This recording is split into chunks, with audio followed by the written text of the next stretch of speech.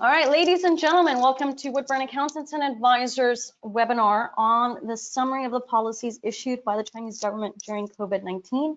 Minor disclaimer, I am not permitted by my children to go into an office space. They have to see me at all times. It gives them comfort. So if you do hear any background noise, I apologize. That's my 5 and a 3-year-old that are just curious as to what I'm doing. So if you hear mommy, it's related to me. All right, so before we get started right into the topic, I just want to have a bit of background about who everybody is attending. I see a lot of old names. It's great to see people returning back to my webinars. I really appreciate it. For those of you that are new, that have never joined Woodburn's webinars or webinar series, please let me know who you are. So I usually categorize people in 3 categories: the newbies, the startups, and the experienced China hands. Now, my assumption is that the people that are on here are either experienced China hands or startups. It could very well be that there's some newbies as well. Newbies are those of you that are looking to go into China, probably haven't incorporated an entity yet, but you're looking at the opportunities that exist there and obviously trying to gain some education on the Chinese market and what's happening. The startups are usually what I categorize as those that have been established in China for a period of 1 to 3, 1 to 5 years. And you've been so focused on your core business that you've left out a lot of the administrative functions. And then the experienced China hands are those that have been in China 15, 20, 25 odd years, and they're just always looking for updates and new fresh ideas. So if you can give me a bit of background, who are you? Are you a newbie? Are you a startup? Are you an experienced China hand? Just give me a little bit of background so I know kind of what's the background of all the attendees. It'd be great to know a little bit about you. Nick's a startup. Pierre Antonio is experienced China hand. Rachel, I know Rachel very well. She's a bit of a newbie / startup. Appreciate you guys joining in. Thank you. For those of you that haven't messaged yet, just let me know, what you're up to, who you are. So how this webinar works, especially this webinar, this is not usually how I deliver my presentations, but I didn't know how else to do it. So in this presentation, there are a lot of bullet points.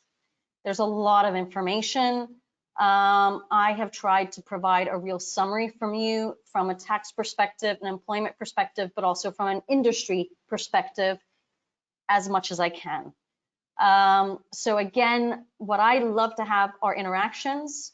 It helps everyone to learn. We are in a period right now of a lot of uncertainty. China is slowly coming out of the COVID-19 crisis. And so it would be great to have people's experiences, understand people's perspectives. If you do interact with me, that would be amazing. It would help the other people also on here. Just so you know, my company is based in Shanghai, my team is based in Shanghai, and a lot of the information that I gather is based in Shanghai because my own entity is there. If you are not based in Shanghai or your entity is not physically based in Shanghai but is in other cities, I don't have case studies necessarily on those cities, so you will need to contact your local municipalities, your local tax officers, etc., to ask for information. Okay, I'm going to be using a lot of the examples throughout today's presentation based on Shanghai. A little bit about me. So for those of you that have never joined the webinars previously, my name is Christina Kohler-Coluccia. I'm the head of business advisory at Woodburn Accountants and Advisors. I am a Hong Kong-born European, as you can see from the photo. I grew up, lived my whole life in Hong Kong, parents still living there. I'm usually generally based in Shanghai. I am not currently there. I left mid of February to take my 2 kids to Europe, where there's a big house and a big garden available. I didn't want them cooped up in an apartment. In any case, I am not able to go back at the moment because the borders are shut and even residents, foreign residents, are not permitted to enter. My background is in corporate services. I have helped a number of international companies enter the market, grow in the market, expand in the market, and I've got over 16 years of experience in doing that. So I obviously, well, for many of you that are in Europe or in the US or in Australia or wherever you might be, you know, you've been starting out in the last 4 weeks with COVID-19 in terms of having lockdowns. For me, this started predominantly early February, where I guess the seriousness of it took effect on us as a family unit and the company. And so I had a bit of spare time, so I wrote a book. If you're interested in getting a copy of that ebook, you're more than welcome to. You can email me at Christina@woodburnglobal.com. Just type China ebook, and I'll give you a copy of that. The central government has basically, since I don't even remember, probably February 1st, if not January 28th, 29th, have come out with a series of different policies. And they continue to come out. So even yesterday, I found news about updated lists, an updated negative list in terms of industries, foreign industries that can come into China. So there are a tremendous amount of updates. I have tried to encompass everything that I am aware of within today's presentation, which already is quite a lot. But like I've said, please, if you're not based in Shanghai, which is where most of my knowledge is, then you do need to talk to your local municipality, your local district government office to know what could apply for you. We're going to be going through basically 11 topics. One is tax policies, foreign exchange, employment, financial policies, foreign trade policies, very large foreign invested projects, real estate policies, healthcare policies. We're going to be looking at the Shanghai innovation and entrepreneurship policies. We're going to look at the culture and entertainment industry and what has been provided to them. And we're going to also look at the entry and exit policies. So let's kick off today's presentation, because usually this is the main one that everyone is you know, thinking about.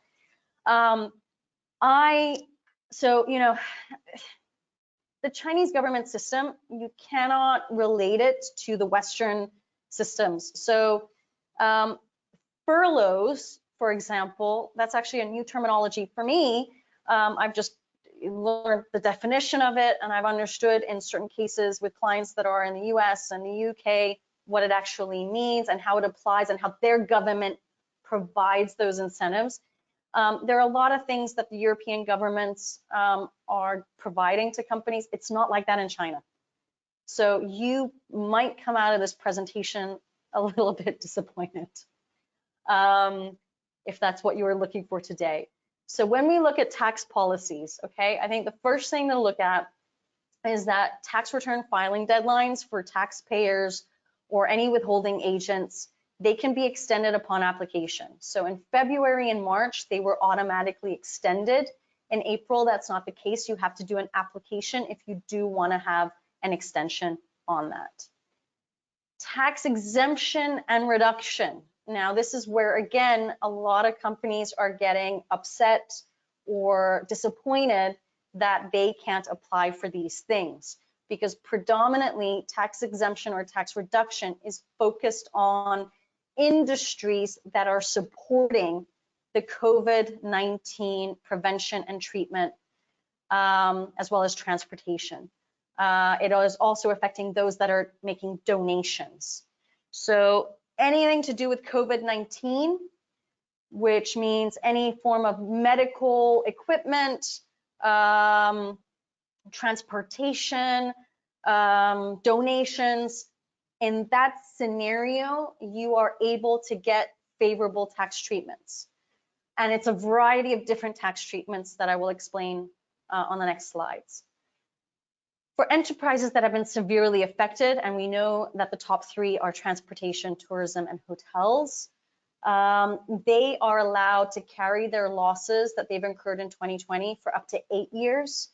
In general, it's only up to 5 years. Okay, so in this situation, only these industries are able to carry their losses up to 8 years.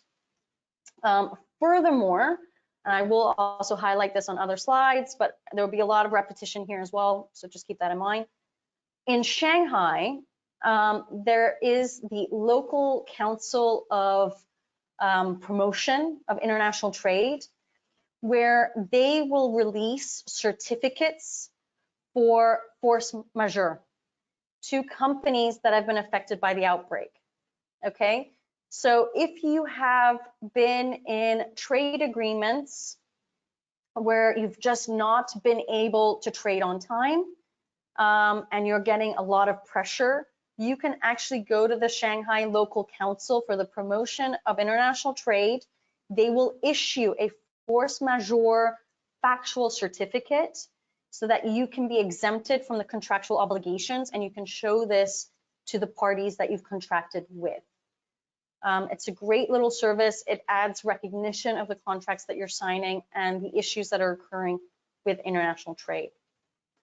Now, for those of you that have been in the business of helping in some shape or form with COVID-19, here is a highlight. Again, it's all bullet points because these are the actual regulations that have been issued, and I didn't want to change the writing or anything like that to summarize it. I wanted it to be very clear for everybody.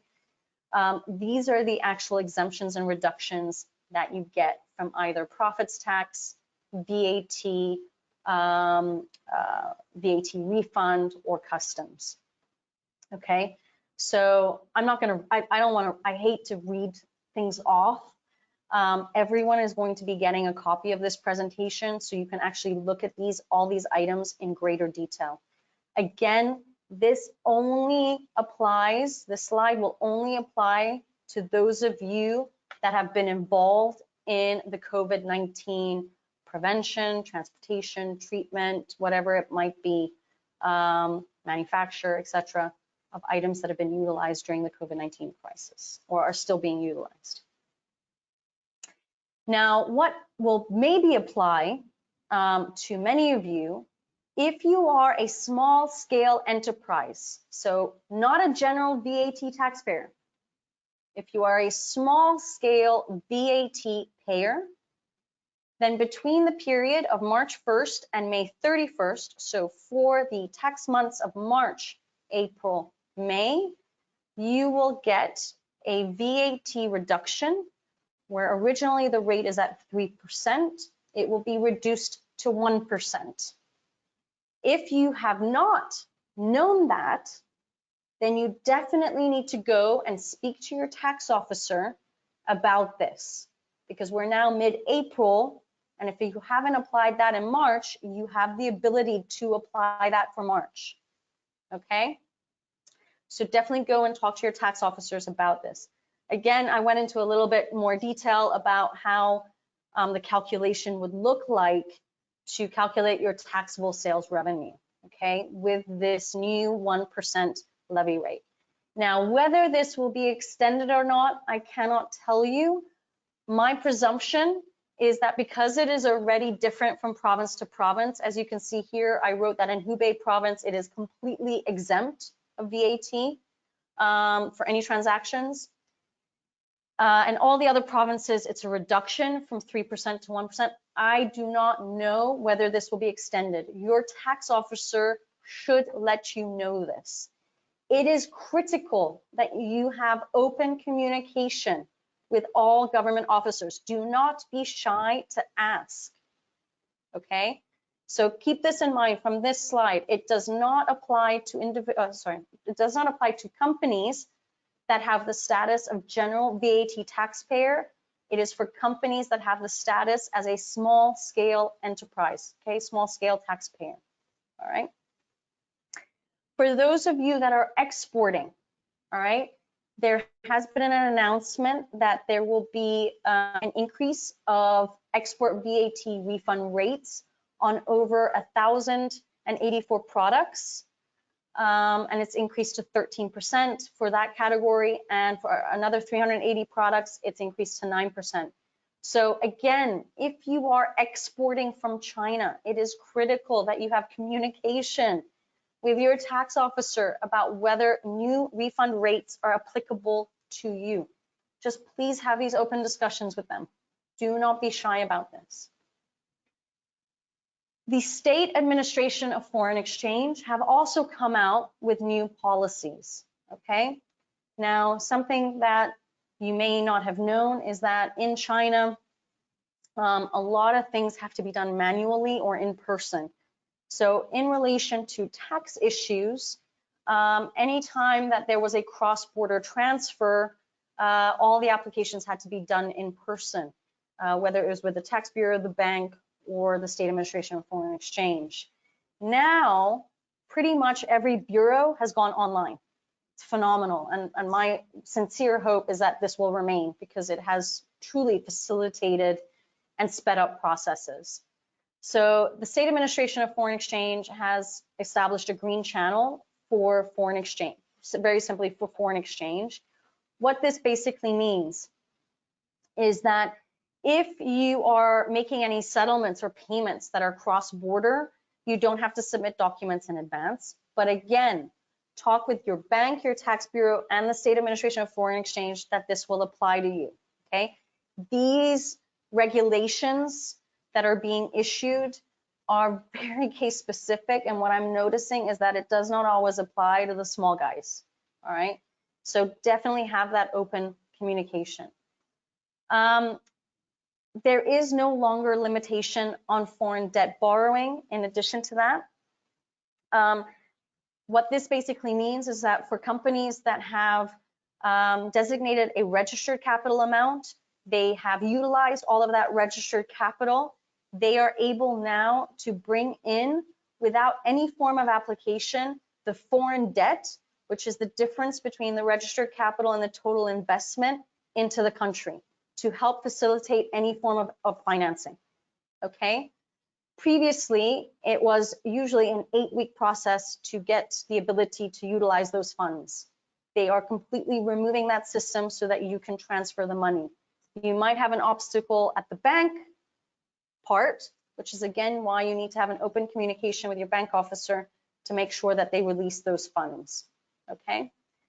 On the 24th of March 2020, the State Administration of Foreign Exchange, as well as the People's Bank of China, they've also raised the upper limit of risk-weighted outstanding cross-border financing from 2 to 2.5 times of the net assets. Basically, it just means they're increasing the foreign debt quota allowed for foreign invested companies because there's a ratio that is kind of fixed between the registered capital and the total investment.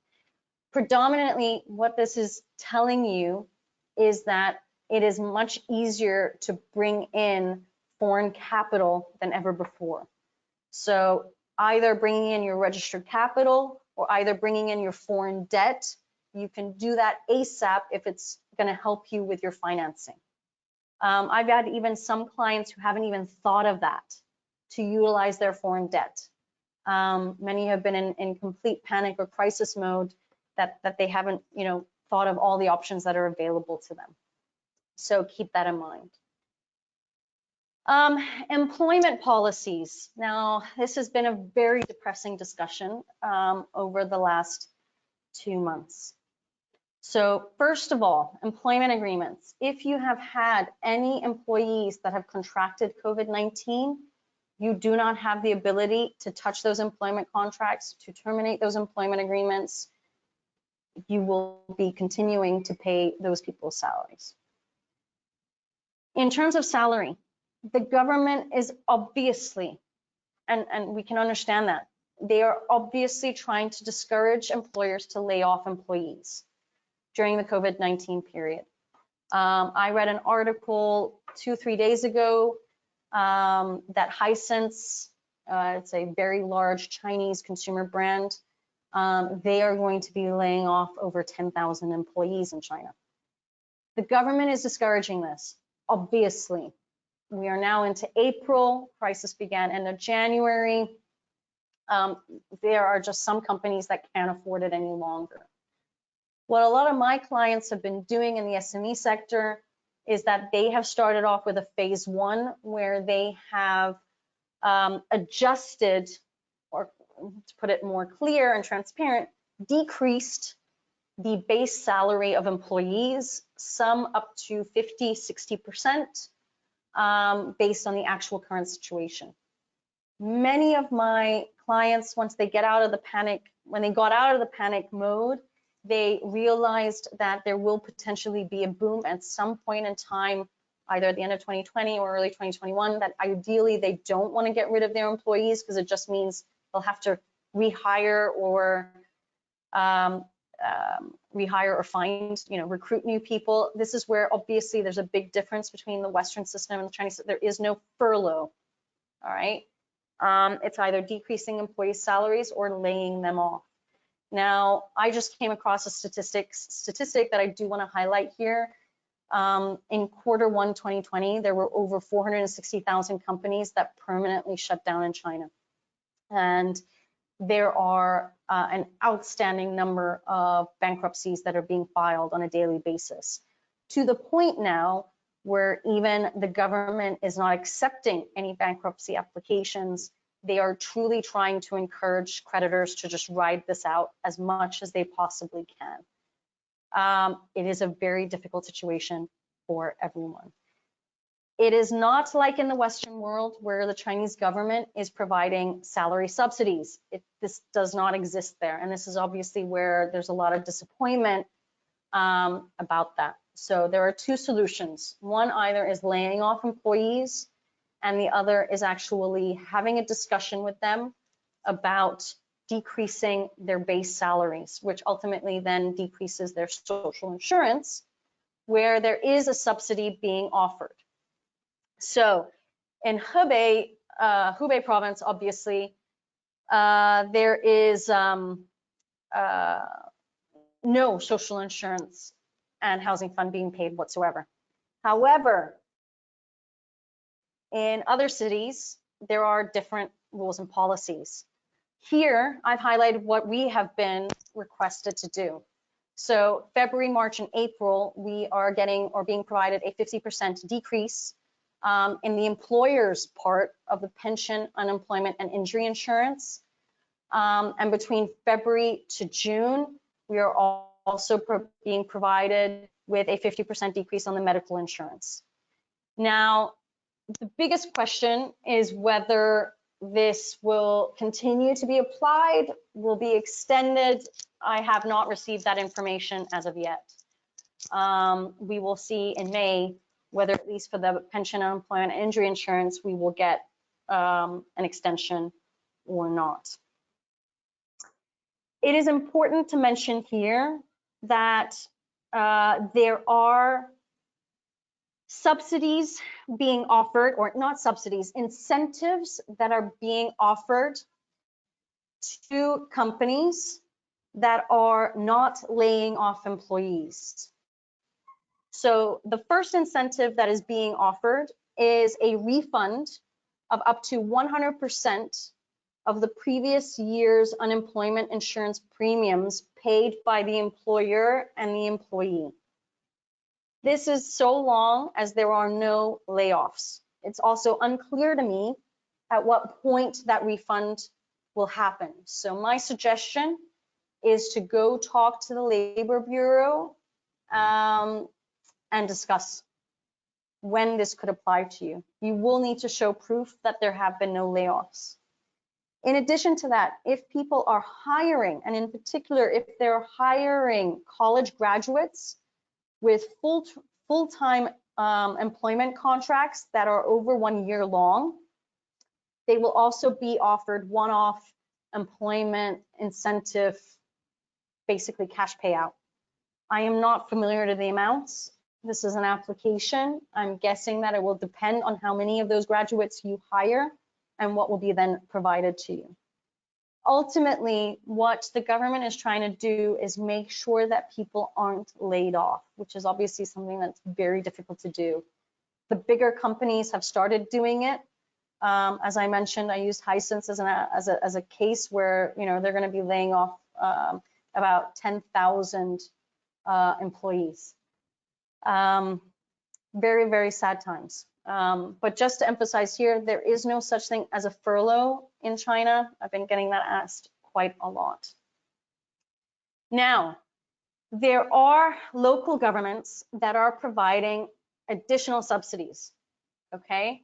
So this is a question that you need to go and actually talk with your district government office to check whether this will apply to you, okay? So in Shanghai, for example, they are granting subsidies to companies that are supporting the prevention and control of COVID-19, either by creating jobs or somehow giving donations. They are getting additional subsidies. The Shanghai government is also granting subsidies to employers within the industries that obviously have been truly affected. So hotels, catering, culture, sports, entertainment, transportation, tourism, etc.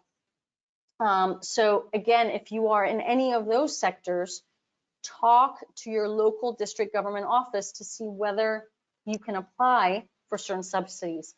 I unfortunately don't fall into any of these categories. And so I do not know how these applications actually function, okay? But again, the more you talk to your government officers, the more information you will find out. First step, talk to your tax officer. Second step, when you get information from them, talk to your local district promotion offices. So for example, in Shanghai, you've got a promotions bureau for Huangpu district, if your registered office address is there. It is very important to go talk to them if you fall in any of these areas. Okay, the next category that we're going to be looking into is the financing one. So basically, what are the bank policies that have come out? So, so you've got to look, when you're looking at the banking policies, you've got to look at it from a macroeconomic side, a macro side, where basically you have the government insisting that the financial institutions do something, and then you've got each bank doing a little of their own thing, okay? So it will come down to also with whom you bank, okay? If you are looking for loans to be granted, but again, that is a discussion you have to have with your bank, okay? Open discussions. So with the finance side, the financial institutions have been granted permission to provide loans to companies at very low interest rates to encourage basically and provide financial assistance. Now, again, you won't know if you apply in that unless you actually talk with your bank officer. Explain what your current situation is, say that you are looking for a loan, and see what they will offer to you, okay?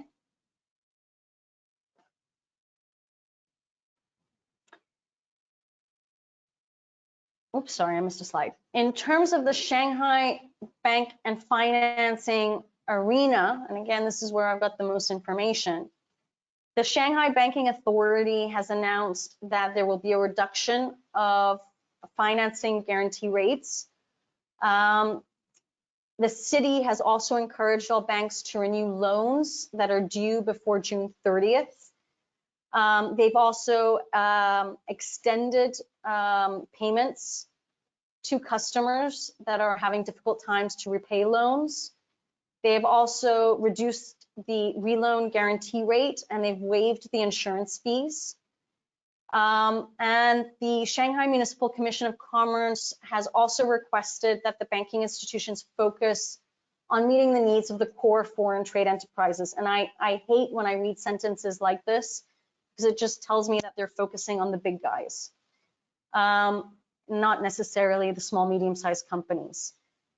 The commission has said that they will help and provide financial support to companies that have exports ranging from 5 million to 30 million USD. And I know that a lot of my clients don't fall into that category yet because they're still newbies. So this is where I get a bit frustrated, because definitely in a startup phase, can be beneficial, but unfortunately, that's not what's occurring right now in Shanghai. There are credit and financing policies that are being offered by individual banks, which is again why I say go and talk to your bank. I've given here a couple of case studies that I've seen from People's Bank of China, China Construction Bank, Pudong Development Bank. There's also subsidies that are or loans that are being offered through the Shanghai Rural Commercial Bank. It will come down to who you are banking with. And one thing that this has just highlighted to me is that sometimes it's better to work with the smaller banks in certain cities because they will certainly help you more than if you work with the big guys like Bank of China or ICBC. They will cover mostly their bigger clients. Now, looking at foreign trade policies, so this is where I have tried, when looking at trade in itself as an industry, tried to kind of summarize what would fall as policies for people that are doing international trade. So I hope that this helps a little bit. So here I've listed 4. One is in terms of financial support, one is in terms of insurance, one is in terms of fiscal and taxation support, and the other is in relation to trade promotion. So basically what the Ministry of Commerce, which is the MOFCOM, what they have tried to do with the industry of trade, meaning international trade or even domestic trade, is provide financial support in the form of foreign trade credit to support enterprises to perform contracts. They're even providing companies with the force majeure factual certificate to help in cases where you know, I don't want to say there's a breach of contract, but where the deliverables cannot be met to prove that it is in relation to force majeure. They are expanding the coverage of short-term export credit insurance. They are trying to improve the policies on export tax refunds and trying to alleviate the tax burdens. The profits tax rates have not changed. So ultimately, if you are a small, medium-sized company, profits tax works like this. If you have reached revenue of 1 million RMB, you are going to be taxed at a 5% profits tax rate. If you are between 1 and 3 million RMB, you are at a 10% profits tax rate. Anything that is over 3 million RMB, you will be taxed at 25%. Obviously, if you are in a sector that has preferential tax treatments, you're going to be stuck with those preferential tax treatments. So those are the tax rates that will still be applicable to everyone. In addition to all of this, there is the Administration of Customs that has also released a number of measures to help with facilitating trade transactions. Everything from simplifying registration and record filing procedures to speeding up inspections and releasing, you know, imported products, whether it's raw materials, equipment. They're trying to adopt more simplified and quicker investigations to facilitate decision-making processes, obviously to help companies to resume and transact. I don't know how this is going to apply to people, but I just wanted to companies that are on this presentation, but I just wanted to mention it here as well. I'm going to look at the large foreign invested projects. So for foreign invested projects that are currently under construction, there are point-to-point services which will be provided by the government, basically to coordinate and resolve issues about bringing that large project into fruition. So whether that's relating to land use, electricity, logistics, water, labor supply, etc. Because what the government wants to make sure is that these current projects that are under construction will open on time, regardless of this current COVID-19 outbreak. So they're doing everything to do things point to point and have proper contact people in place. There is also online government services to improve communication and speed up all of these processes and applications. And obviously for projects that are invested, where the investment is more than 1 billion USD, again, I don't know how many people that will apply to here, they will have an even better level of service with their provincial level branch as well as the National Development and Reform Commission. Looking at real estate policies. Now, again, this has been something that has been critical for my clients. I always say that two of the biggest expenses are salaries and rent. So let's look a little bit at the real estate policies. So here, real estate that belongs to state-owned assets, the landlords are required to reduce the rent. Those where they are privately held, the landlords are encouraged to reduce the rent, and the government is providing incentives to those landlords to reduce the rent.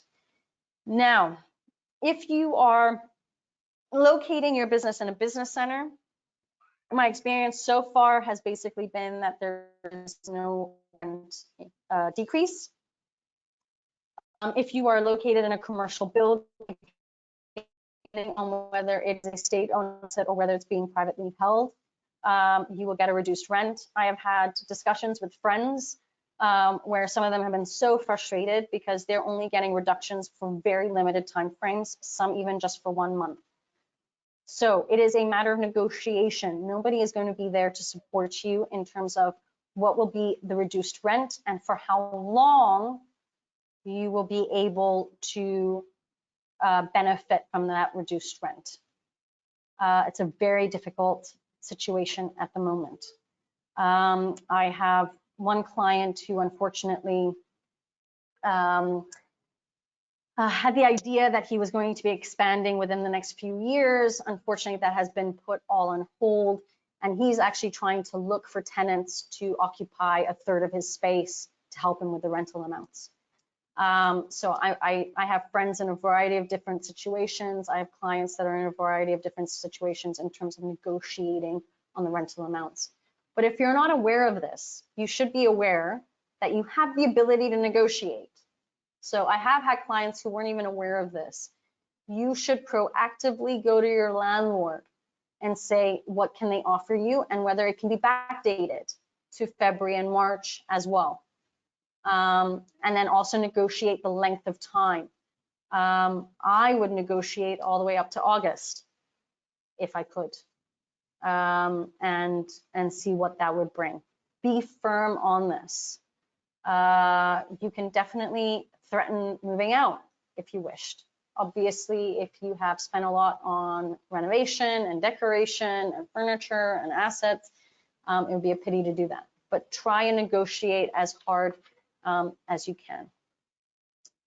For those of you that are in the healthcare sector, there has been tremendous opportunities available to companies that are in that sector that are looking to come into China and help with COVID-19, whether it's in relation to new drugs, medical devices, etc.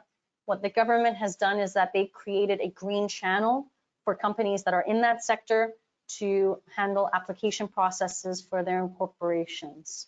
Procedures are much more simplified. Times have also shortened in terms of getting everything set up so that the trade services can be facilitated. So if you are in that sector, it is a great opportunity right now to take advantage of that. In Shanghai, you have what is called the Shanghai Innovation and Entrepreneurship Competition. And this is where the Shanghai government has allocated funds to support technology-based SMEs. So what do they do is that the administration provides what is called innovation vouchers that can be used by these companies at discounted prices to help with their research, to help with any technological issues. So basically, there is what is called a Shanghai R&D public service platform where you can, where you have service providers that are based on this platform. The government gives you these innovation vouchers, which provides you subsidies and discounts to pay for the services of these service providers. And what the government is basically saying is that for people that are in this sector, where they're technology based, they can purchase these vouchers. And right now the government is providing vouchers from 300,000 to 500,000 RMB. In addition to that, There are subsidies being offered on loans,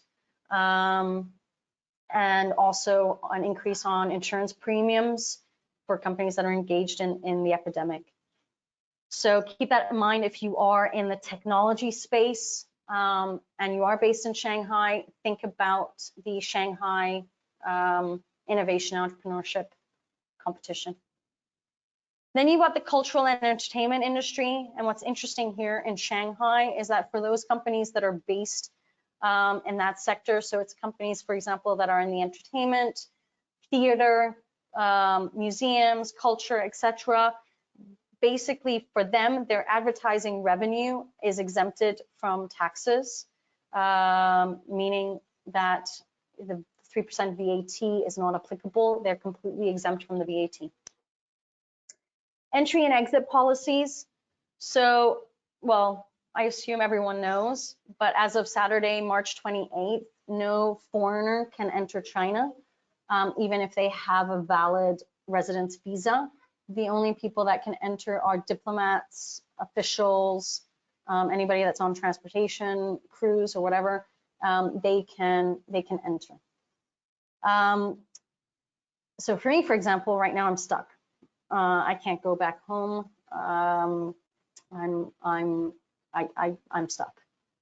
Now this has caused a lot of issues for individuals that have residence visas that are about to expire. I just got asked a question from Nick about being on an M visa, or whether it's a business visa or a tourist visa, and also kind of being stuck with visas expiring.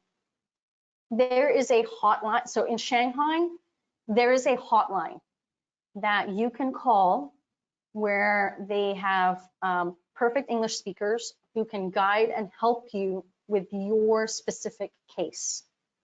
Most likely, it will mean that you go to them and ask for a permit of extension.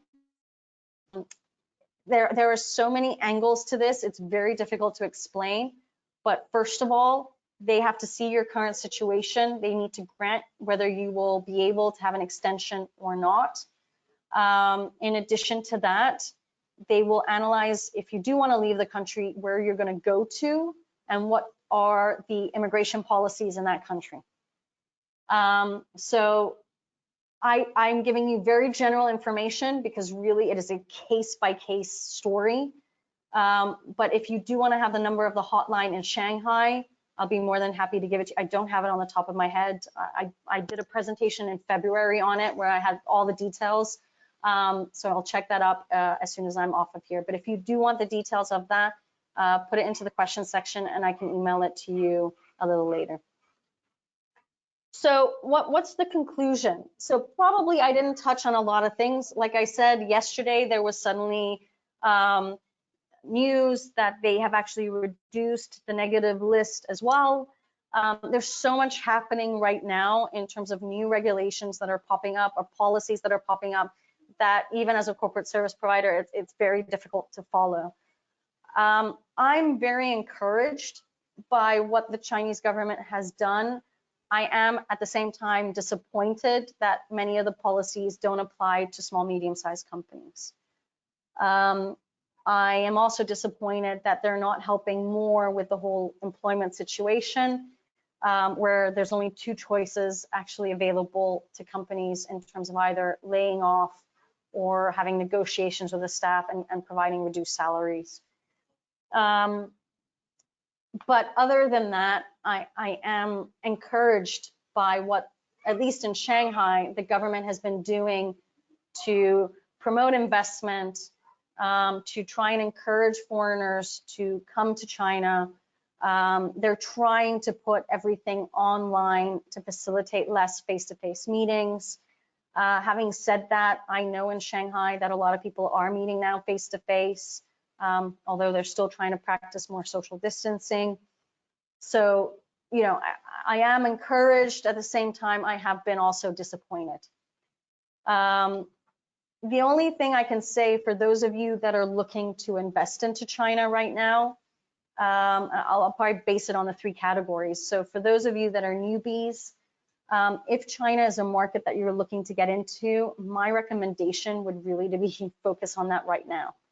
I understand that there are issues that are going on in your home jurisdictions. Everyone is going through those home jurisdictions. It's just that China right now is coming out of the crisis. Business is popping. What is not helping, obviously, is the fact that there is very limited international trade, because I do know clients that have had orders that have been canceled because of the crisis and all of that. It's been difficult times for everyone. China will have difficulty to come out of the crisis because of what's happening in Europe, the US, Canada, Australia, everywhere else in the world. And obviously, until everyone else comes out, then things can't really be normal. So we're in a type of new normal right now, where for those of you that are newbies, I encourage you, really think about your strategy. If you are looking to do something in China in the second half of 2020 or in the beginning of 2021, think about implementing that now. Now is the time to get ready. Get ready for that boom. Get ready for people placing orders. Get ready to be ahead of the game compared to your competitors. For those of you that are startups, I'm going to have the same discussion that I have with all of my SME clients right now, which is hang in there. It's a very difficult time. So what I'm actually offering to both startups as well as China experienced hands are strategy sessions on pivoting your business, on protecting your business, on thinking about profit for your business. So thinking about financial models, thinking about how you can reduce your expenses. These are the types of discussions I'm having right now. I also am having discussions with clients about pivoting their business in a different direction, looking at new revenue channels, maybe looking at phase 2 instead of phase 1, because phase 1 can't be implemented yet, but phase 2 could. So it's having these brainstorming sessions. So if you would like to have a call with me, even if you're a newbie and you're looking to set up your strategy and you know, you've heard my words right now about just going ahead and implementing, I'm happy to have a strategy session with you. It's 100% free, absolutely no strings attached. Okay, I'm just basically here to help you. As I said, what we can chat about and how I can help is like thinking about pivoting your business, protecting your business, and looking at the profit side of your business and what we can do in that area. All right, so let's look at some of the questions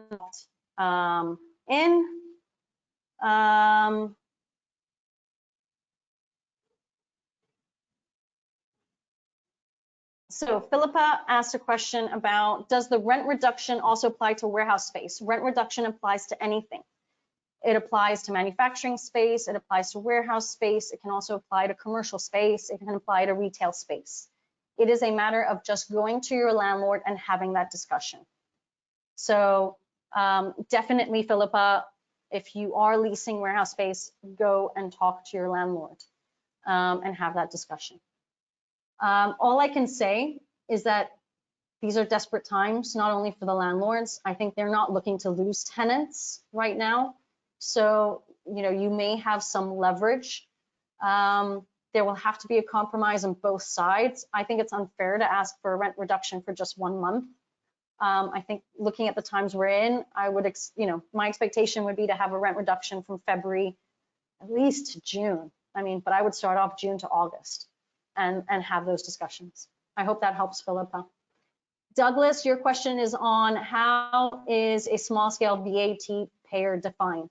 All right, so this is a webinar in itself to talk about VAT.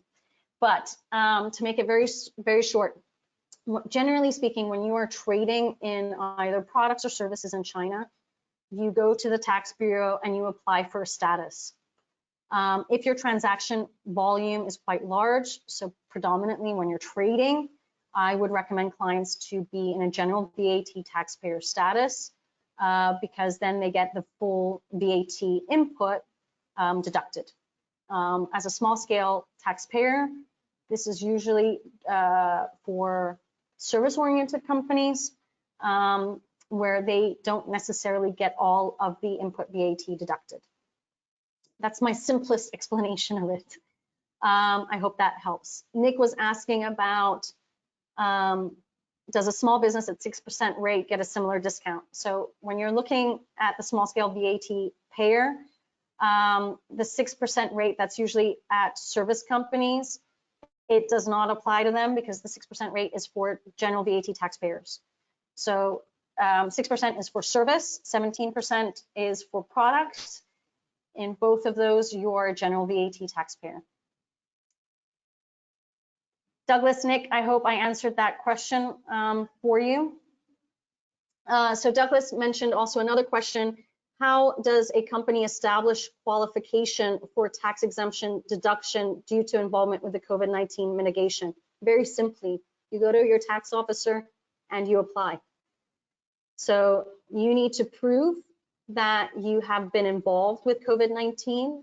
You need to show proof of that. They will probably ask you for a list of documents that have to be submitted, and then you can get that qualification. Without that discussion with your tax officer, you're not going to get anything.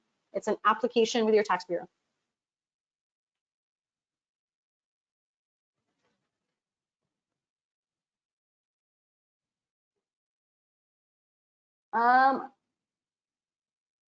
Okay, so Nick has a follow-up question, which is a good one. Can one now move from 6% to 3%? Unfortunately not, Nick. When you are a general VAT taxpayer, you are a general VAT taxpayer. There's no turning back. Nick just wrote sob. Yeah, unfortunately. So small scale taxpayers also have certain thresholds. If they reach certain revenue levels, they also have to move up to the general VAT taxpayer status. So in this situation, you can't move backwards, you can only move forwards, unfortunately.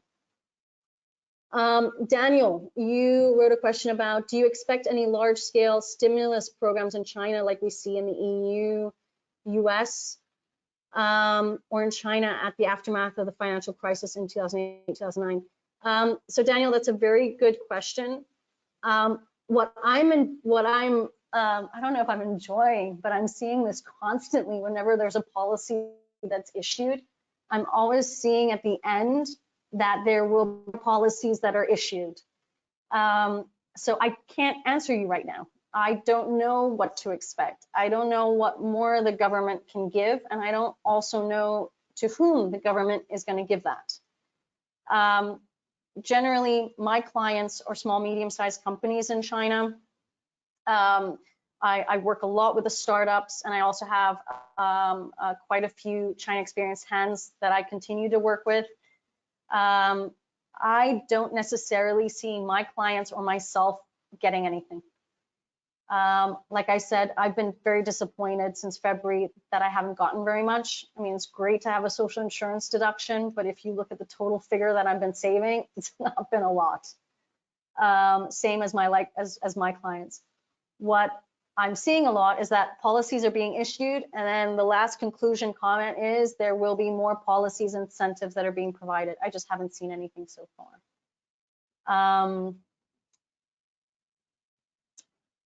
So Daniela wrote, so it means that for old companies, there are not almost subsidies if they're not related to tourism and hotels.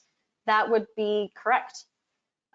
So it's really the industries that are the hardest hit that are being supported. It is also so you gotta look at it in 2 points of view. In terms of industries, it's the ones that are the hardest hit, and then you've also got to look at regions. So the regions that have been most impacted, Shanghai, we cannot say that Shanghai has been most impacted. There have certainly been other regions that have been harder hit by this, in which case those regions are getting more benefits than Shanghai. Mustafa, you've written, how would you compare the measures taken by China to the policies developed by the West? Well, now we're getting into a lot of philosophy here, or theories. Look, when I talk to my clients that are based in the UK and in the US, as an SME, they're getting subsidies that, from my perspective, could truly be used by my clients, for example, which is putting staff on furlough and getting their salaries covered up to a threshold or up to 80%. I wish that would happen in China. That would help a lot of my clients to not think about layoffs. It would give them a certain security knowing that they don't have to recruit again. I wish that exists. For me, that's the biggest thing, probably when I have to make a comparison, that I wish existed. Regarding everything else, I mean, every government is different. I don't know how to answer that. That would probably be over a glass of couple of wines to really get into that nitty gritty stuff. Mehmet asked regarding re-entry to China, do you know any expat who applied for a visa recently? No, I don't. I don't know anybody that's applied for a visa. I am not sure what people's experiences have been. And when do you expect that China will? I have no idea when China will lift the ban for foreigners. All I can say this, and so this is my assumption.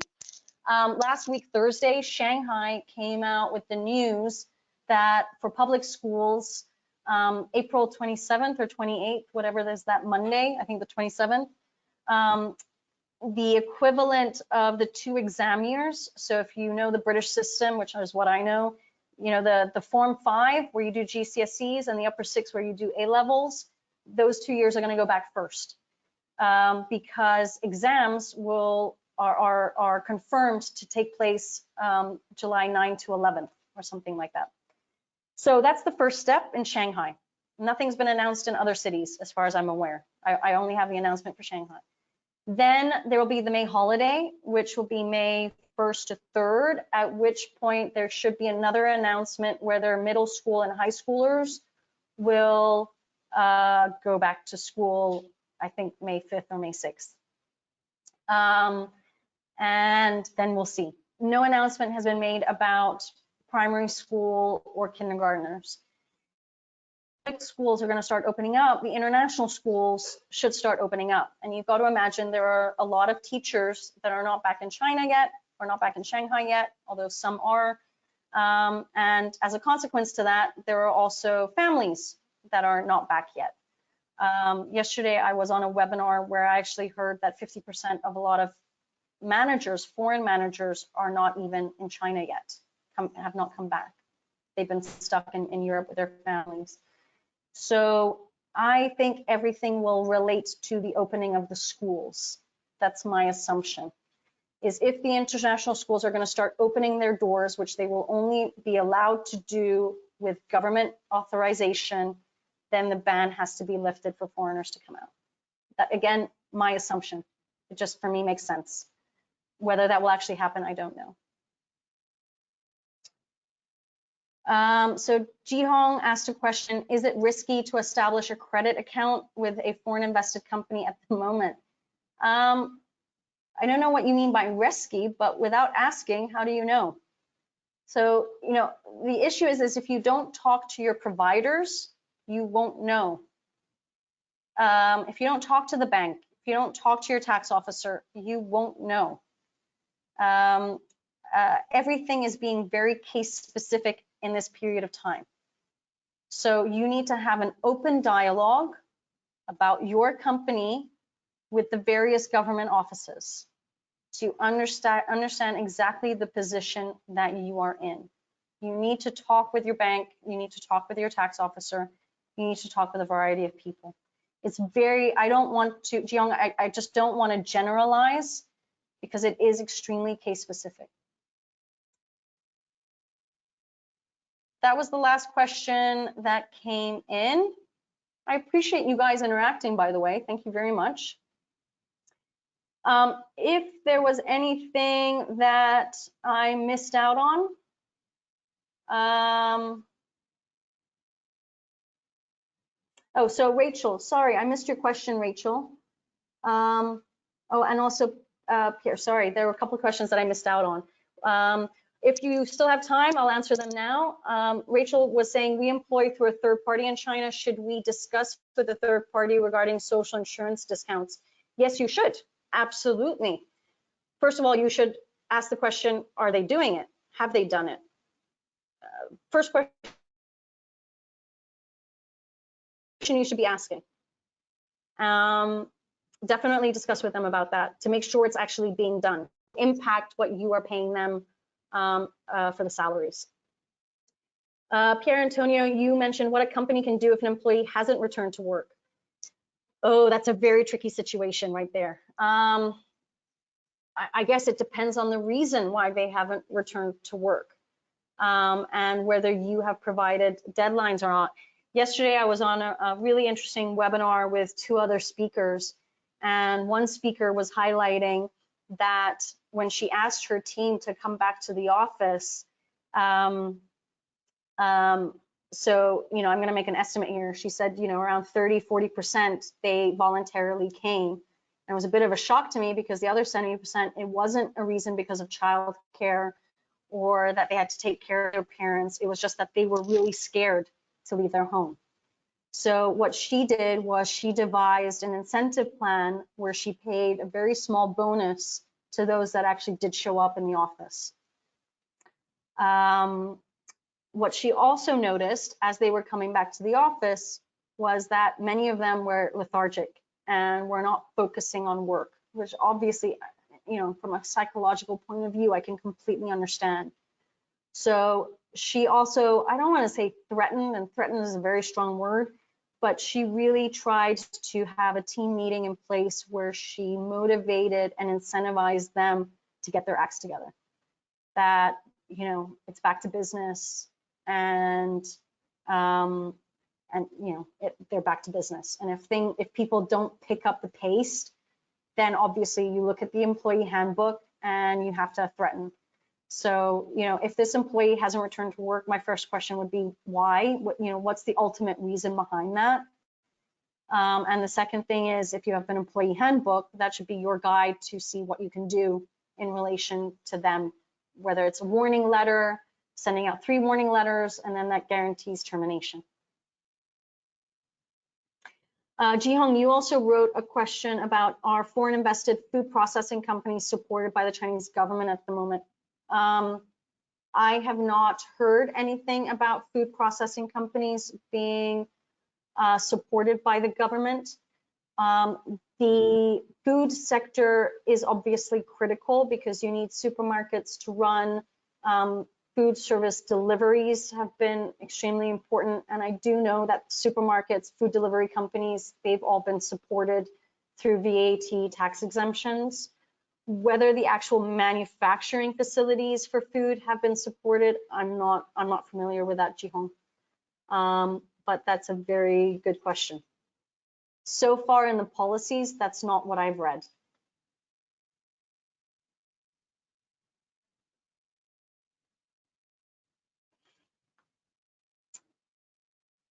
All right, I think that's all that's come in. Again, if you do have other questions, you're more than free to reach out to me. As I said, how can I help, or how can we help? We're happy to organize a strategy session with you. Again, no strings attached. The idea of these strategy sessions is just for me to help you think about pivoting your business, looking at new directions, helping you about protecting your business and profiting for your business. So again, if you want to set up a meeting, please do so. Happy to help as usual. Last but not least, for those of you that are still on, we have an upcoming webinar series. So in March, I did a webinar series on building your strategy for China with Ellie Adams from Kiva Global. I'm continuing on from the China roadmap that Woodburn created about focusing on China Superpower 3. So if those of you that didn't attend it, that probably won't make much sense. But for conquering superpower, China Superpower 3, it's all about strategy, business planning, and budgeting. So I've got 4 webinars within this series. If you would like to join any of them or register for them, you can go to the events page on our website and register for them. In addition to that, you don't have to register for all 4, by the way. You can choose which ones you would like to sign up for. In May, just so you're all up to date, I will be focusing on industry-related topics. So I will be looking at the food and beverage sector and what you need to know about entering that market. I'll also be looking at the education sector as well as a few others. So keep an eye on that. If you want to have news about what we do, sign up for our newsletter. You can do that on our website. Simply insert your email on the homepage of woodburnglobal.com, and you'll get, unfortunately, I'm spamming people a lot lately so that I'm on the top of everyone's mind. So you'll get 3 newsletters a week from me about different topics, articles, YouTube videos, and updates about all the events and webinars that we're giving out. You can also follow me on LinkedIn. You can subscribe to the YouTube channel. This will be posted on YouTube later on, and again, everyone will get a copy of the presentation. So I hope that this was useful to you all. And again, if you've got any questions, let me know. Take care and goodbye.